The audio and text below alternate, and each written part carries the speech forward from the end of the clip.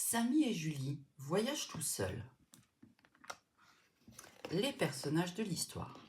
Julie, César, Estelle, Samy, Gabin, Dimitri, Mina, Billy et Setsuko. Les vacances approchent. Papa et maman sont bien ennuyés. Ils n'ont jamais eu autant de travail. Impossible pour eux d'emmener Samy et Julie chez papy et mamie. On va s'ennuyer ici à ne rien faire, se lamente Julie, alors que tous nos copains seront partis, renchérit Samy. En plus, papy m'a promis qu'on ira à la pêche. Et si papy venait nous chercher, suggère Julie. Papa réfléchit.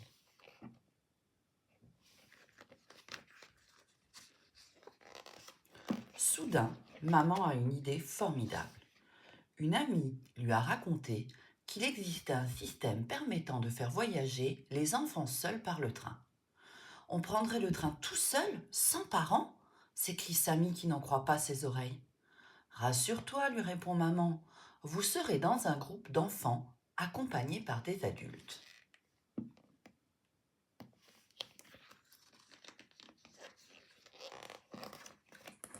Après mûre réflexion, la décision est prise. Samy et Julie partiront après-demain en train chez papy et mamie, sans papa et sans maman. Une grande aventure s'annonce. Est-ce que Toby peut partir avec nous demande Samy. Ah non, répond papa. Toby, c'est impossible. Et puis, qui va nous tenir compagnie pendant que vous serez partis s'il n'est pas là? Samy, déçu, boude un peu.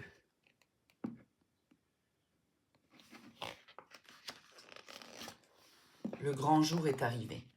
Les bacans, les valises à roulettes sont prêtes, les sacs à dos aussi. Papa a préparé un délicieux pique-nique. Mais Samy, tu ne vas quand même pas emporter ton doudou, s'exclame Julie. Si, j'ai besoin que mamie le répare. Et puis, je n'ai pas commenté ce que tu avais mis dans ton sac à dos, je te signale. Alors poète, hein. En route, s'écrie papa, les trains, ça n'attend pas. Vous êtes prêts? À peine arrivée à la gare, maman cherche le point de ralliement réservé aux enfants non accompagnés. Il faut d'abord acheter mon journal ninja, rappelle Samy, qui s'accroche à la main de Julie pour ne pas se perdre. Voilà le point de ralliement est là, s'écrie maman, juste devant le train pour Quimper. Nous sommes sauvés. L'animatrice, Estelle, accueille chaleureusement les enfants, pendant que son collègue César leur visse une casquette sur la tête. Bienvenue à bord. Nous allons bien nous amuser, explique César. Dans le compartiment, deux ravissantes petites japonaises, un gentil rouquin, un grand gaillard à lunettes et un petit garçon haut comme 3 pommes, tous affublés de casquettes, saluent Samy et Julie.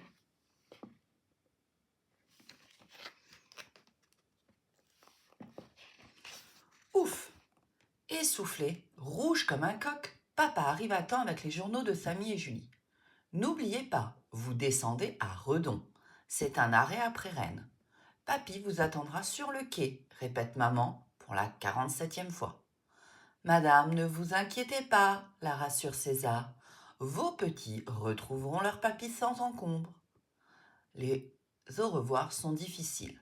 Sur le quai, Toby a un air affreusement désespéré. Reste encore 1 minute, maman. Quoi de mieux qu'un pique-nique pour faire connaissance? Setsuko fait goûter ses sushis à Samy. Julie prend le petit Billy sous son aile et l'aide à manger sa compote. Dépêchez-vous les copains, j'ai apporté des ballons, annonce le rouquin, qui s'appelle Gabin. Waouh, super génial, hurle le grand gaillard à lunettes.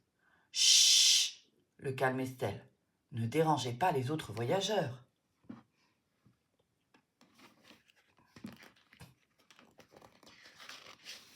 Hélas, gonfler des ballons en silence est impossible.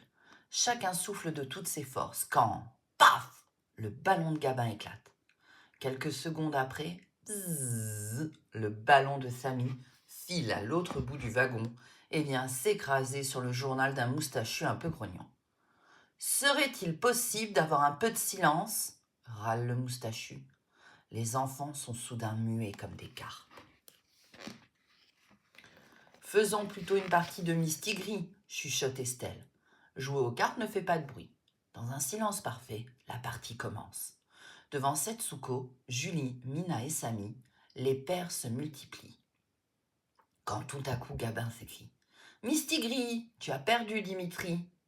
Furieux, le moustachu plie bagage alors que le train entre en gare de Rennes. « Mistigris !» Rennes, Rennes, 2 minutes d'arrêt, annonce le haut-parleur. On descend à la prochaine, il faut se préparer, s'inquiète Julie. On a bien le temps de faire une dernière partie, répond Samy. J'aime trop ce jeu. Julie préfère se montrer prudente. Elle met son sac à dos, attrape sa valise, va se poster devant la porte du wagon et toutes les 2 minutes se retourne en lançant. « Samy, dépêche-toi, on va manquer papy. »« Allez, Samy !» À Redon, César descend les valises de Samy et Julie sur le quai. Dès qu'il les aperçoit, papy accourt vers ses petits-enfants pour les accueillir. « Mes chéris !» s'exclame papy. « Quel bonheur de vous revoir !»« Vous voilà entre de bonnes mains, déclare César à Samy et Julie. Bonnes vacances. Comment s'est passé ce voyage, s'enquiert papy. Bien, répond Samy. Mais c'est dommage, je n'avais pas fini ma partie. Ta partie de quoi s'inquiète papy. De mistigris, répond Samy. Ah, mon chéri, répond papy, si tu veux jouer au mistigris, sache que ta mamie est la plus grande championne de toute la galaxie. Et maintenant, appelons papa et maman pour leur dire que leurs grands voyageurs sont arrivés à bon port. As-tu bien compris l'histoire? Pourquoi papa et maman ne peuvent pas emmener Samy et Julie chez papy et mamie? Quels moyens de transport utilisent Samy et Julie pour voyager? Est-ce que Samy et Julie sont les seuls enfants du train à voyager seuls? À quoi jouent les enfants pendant le trajet? Qui vient chercher Samy et Julie à la gare à leur arrivée?